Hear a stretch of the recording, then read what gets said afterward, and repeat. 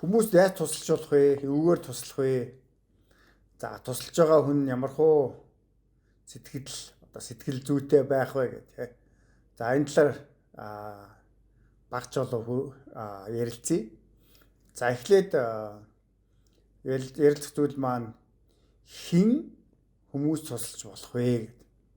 За яагаад тэгэхээр тэр тусалж байгаа хүний тухай ярьж байгаа вэ гэхээр өнөөдрийн одоо энэ орчныг харж байхад мэдээж одоо хүн болгон л туслах хүсэлтэй байна. Өөрөө одоо өөрт нь тусламж хэрэгтэй мөртлөө л хүмүүс бусдаа туслахыг хүсэж байна. Энэ нэг талаас харахад зөв мөртлөө бас дутагдaltaй тал нэлээ олон байна. За дараагийн зүйл нь гэвэл ямар хүмүүс тусалж болох вэ? Ямар хүмүүст тусалцаа үзүүлэх одоо шаардлага одоо хэрэггүй вэ гэдэг дээр бас явж ярилцъя гэж бодож байна. За ингээд эхнийх нь. За бид нар өнөөдөр өөрсдийнхөө одоо дотоод янз бүрийн одоо гэдэг хоосролч гэдэг юм уу зүйлийг одоо тэрийгэ дүүргэхийн тулд ер нь эргэн тойронд хүмүүстэй байхын тулд бид нэр энэ санаагаар ихэвчлэн хүмүүс тусалдаг. Мэдээж одоо олон сэтлүүд байгаа нь үнэн. Энэ дотор одоо бид нэр нэлээд тийм дутагдaltaй талуудтай бид нэр учирдаг.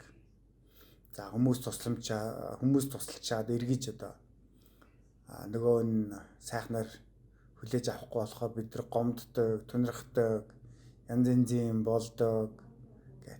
Тэгэхээр тусалж байгаа хүнд бол анхаарах ямар чухал зүйлүүд байна вэ? Хэрвээ та үнэхээр л одоо хүнд туслая гэж бодож байгаа бол нэгдүгээр таны ойлгох зүйлгөл хариу ерөөс огт хүлээхгүй байх хэрэгтэй.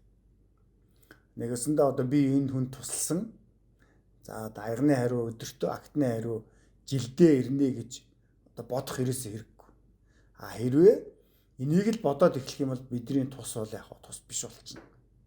За дараагийн нэг зүйл нь тусыг одоо наймаалцаж болохгүй. Нэгэсэндээ 8-ны хэрэгэл гэж бодох хэрэггүй. За энэ юу гэсэн үг вэ гэвэл би чамд ингэж тусалсан.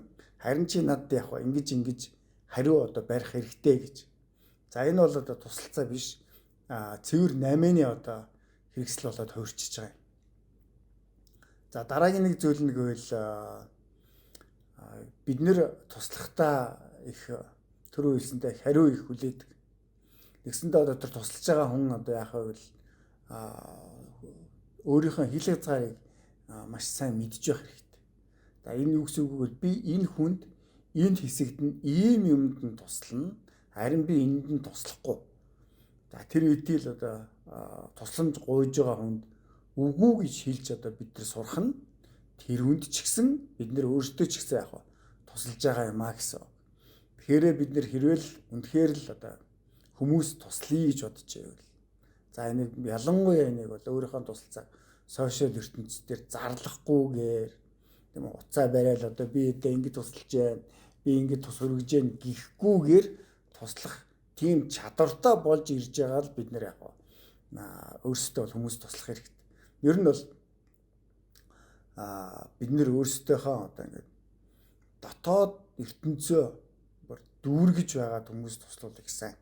Ягаад гэвэл хэрвээ бидний дотоод ертөнц дүүрсэн тийм ээ. Гаднаас ямар ч одоо тусламж одоо шаардлагагүй болсон үед бидний тус маш их чухал зүйл болж очдог. За дараагийн нэг зүйл нь хинт туслах вэ, хинт туслахгүй вэ гэсэн заагийг бид нар мэдж явах хэрэгтэй. За энд бол нэг эхний зүйл нь гэвэл хүний тусыг мэддэг хүмүүс гэж тийм бүлэг хүмүүс байдаг. За энэ бол ямар хүмүүс вэ гэвэл нэгд та тусалсан. За айгүй бол 2 дахь удаагаас тусалсан. Гэтэл одоо тэр хүмүүс яг 3 дахь удаагаа бас тусламж гуйгаад ирдэг. За энэ бол биднэрт ямар зүйлийг харуулдаг вэ гэвэл ерөөсөө л тэр хүн яг үргэлжил ингэж явдаг юм байна гэсэн мэдрэмжийг төрүүлдэг. Гэтэл бид нар энэ дээр одоо 3 дахь удаа юм уу 4 дахь удаад нь дотроос нэг юм өдөөгдөд ч юм уу эсвэл одоо баатар хүн болох гоо ялангуяа одоо аврагчийн дүрд тоглох гоо дахиад туслах юм бол тэр хүн яг дахиад танд тэр таагүй мэдрэмжийг танд эргээд өгнө. За дараагийн бүлгийн нэг хүмүүсүүдэнд бол хохирогчийн дүрд бүр ингээд тоглоо сурчсан. За тэр дүрдээ бүр амьдрээс орчихсан тийм нэг хэсэг бүлэг хүмүүс байдаг. Өөр ингээд ерөөсөө л өөрийгөө өрөвдүүлэх. Тэгээд тэр хүмүүсүүдийн нэг эвгүй зүйл нь юу вэ гэвэл тэдний өөрсдийгөө тэр хохирогчийн дүр тоглож байгаа гэдэг ерөөсөө мэддэггүй. Ерөөсөө юм ийм л байх ёстой. Надад хүмүүс өгж байх ёстой. Надад хүмүүс өртөө, эргэн тойронд бол ерөөсөө л надад л одоо ингээл бүхнийг л барьж байх ёстой гэсэн сэтгэл зүйн үнэхээр одоо гүн суусан байдаг. Тэд нар тэгээд тэр хохирчийн дүр тоглож байхдаа шат яг ба тэр одоо би ийм хохирчийн дүрд байна гэдгээрээс огт ойлгодгоо.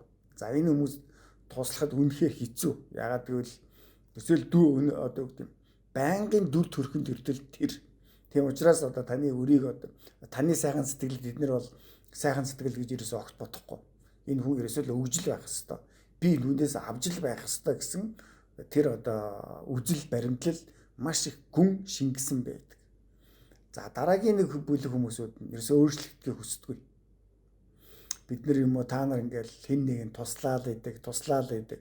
Харин тэд нар өөрсдөө яг ерөөсөө энэ өөрчлөлтийг хүсэхгүй байгаа гэдэг нэг зүйл бол үнэхээр одоо юу гэдэг мэдээж тэд нар ая тухтай орчиндөө гүн шингэсэн хүмүүсүүд. Гэхдээ энэ хүмүүсүүд бас их аюултай.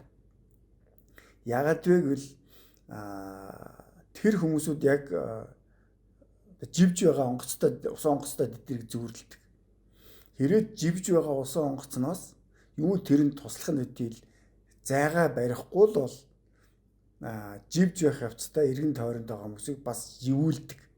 За иймэрхүү бүлэг хүмүүст бид нар туслахад одоо юу гэдэг маш их сөрөг дарамтууд буцаж ирдэг. Түүнээсээ болоод бид нар сэтгэлээр унах. За дахиад нэг гомхрох тийм үү? Би чамд тийг туссан чи одоо ингэж яана. Чи миний нааш тусыг мэдэхгүй байна гэл. Ийм зүйлүүд байдаг. Тэгэхээр энэ одоо хүмүүсүүдээс нэлээд зай барьж явах хэрэгтэй. За тэгвэл эцэст нь тийм үү? Ямар хүмүүст ер нь туслах вэ гэвэл. За нэгдүгээр бидний тусыг одоо огт хэрэггүй гэж одоо биднээс нэгэсэндээ одоо тусламж хүсэхгүй байгаа. Гэхдээ бидний ямар нэгэн тусламж хэрэгтэй тийм хүмүүст туслах хэрэгтэй. За энийг бол ихэвчлэн уршаа явж байгаа хүмүүс гэж нэрлэдэг. Нэгсэндээ тэд нар яг босчоод урагшаагаа явж байгаа. Гэхдээ таны тусламж ямар нэгэн байдлаар тэр хүнд яг хэрэгтэй гэдгийг та өөрөө хөндлөнгөөс хараад мэдэрсэн. Гэтэ тэр хүн танаас шууд яг бас тусламж хүсээгүй гэсэн. За энэ хүмүүс туслахад бол нэгсэндээ тус эзнээ оллоо гэж бид нэр ярьдаг. За дараагийн бүлэг хүмүүсүүд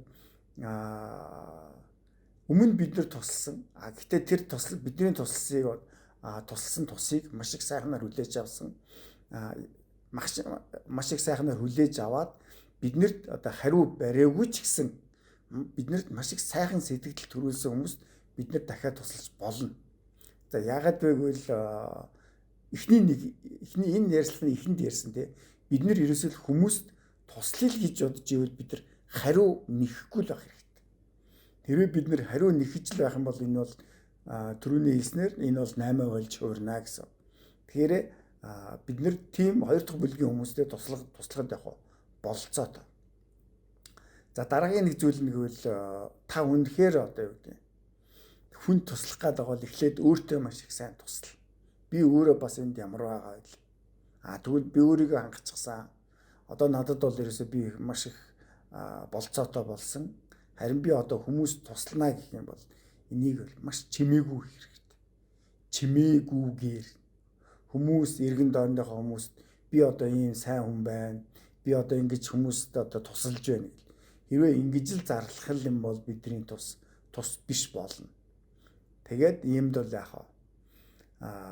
Бид нэр өөрсдийнхөө тусалцааг буруу зүйлд ашиглахгүйгээр ялангуяа бидний өөрсдийн нэг тийм далдын одоо бардамнал байдаг шүү дээ. За энэ хүнээс би бол илүү тэр бол миний одоо доод түвшингийн хүн. Тэгэхээр би энд одоо туслах ёстой. Тийм үү? Би туслахыг хүсэж байна. Тэгсэндээ одоо өөрийгөө одоо дөвөөлөн гаргаж ирж шүү дээ. Ийм байдал бол нэг тийм тааруу байдаг. Тэгэхээр бид нэр хүмүүс туслахтаа эхлээд эсвэл хамгийн гол баримтлах зүйл гэвэл би энэ хүнд тусалсан ч яах вэ? Хариу нэхэхгүй. Хариу одоо би энэс хүлээхгүй гэсэн сэтгэл зүй үнэхээр танд маш гүн тогтсон бол бид нэр хүмүүс тусалж явах хэрэгтэй. Тэгэхгүй өнөөдрийн одоо сошиал ертөнцөөр явж байгаа тийм үү? Гар утсаа барьж хаал би ингэж сайн үйл хийжээ, би ингэж одоо тус хийлээ, би тэгж хийлээ гэл тэр нэг өөрийнхөө тусыг түмэн зарлаж тэгээд өөрийнхөө дотор байгаа тэр хоосрлыг одоо дүүргэх гэж оролдох юм бол энэ бол нэг таатай биш. Унаас л таны дотор хоосон байсан бол дотоод хоосрол тэр чигээрэл байх бол. За ингээд дараагийнхаа уулзъя.